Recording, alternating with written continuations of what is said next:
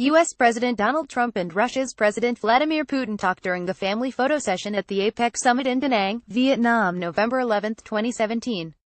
Jorge Silva Reuters. Every time he sees me he says, I didn't do that, and I really believe that. Donald Trump on Vladimir Putin, en route to Hanoi, November 11, 2017. So, to put it bluntly, at this point in the proceedings, there can be no innocent explanation for Donald Trump's rejection of the truth about Russian meddling in last year's elections. Earlier, it may have been suggested, sympathetically, that the case had not yet been proven. That Trump's vanity blocked him from acknowledging embarrassing facts. Or, more hopefully, that he was inspired by some Kissingerian grand design for a diplomatic breakthrough. Or that he was lazy, or stubborn, or uninformed, or something, anything, other than complicit. Not anymore. As yet, it remains unproven whether Trump himself was personally complicit in Putin's attack on U.S. democracy as it happened during last year's presidential campaign. What is becoming ever more undeniable is Trump's complicity in the attack after the fact, and his willingness to smash the intelligence and counterintelligence agencies in order to protect Putin, Russia, and, evidently, himself.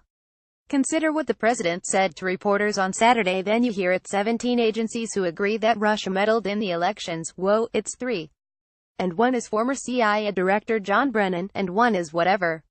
I mean, give me a break, they're political hacks. So you look at that and you have President Putin very strongly, vehemently says he had nothing to do with that. A year after the 2016 election, the Trump administration has done nothing to harden U.S. election systems against future interference.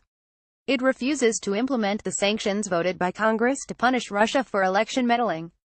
The president fired the director of the FBI, confessedly, to halt an investigation into Russia's actions, and his allies in Congress and the media malign the special counsel appointed to continue the investigation.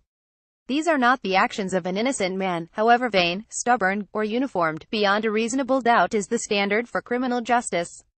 It's not the standard for counterintelligence determinations. The preponderance of the evidence ever more clearly indicates, in ways we cannot yet fully reckon, but can no longer safely deny, the man in the Oval Office has a guilty connection to the Russian government. That connection would bar him from literally any other job in national security except that of head of the executive branch and commander-in-chief of the armed forces of the United States. At any time, this situation would be dire and ominous. It's graver still at a time when this president seems determined to lead the United States into a preventive war in the Korean Peninsula. President Trump may soon demand that this country incur terrible risks and accept heavy sacrifices, even as he leaves Americans in darkening doubt over whose interests he is serving, and why.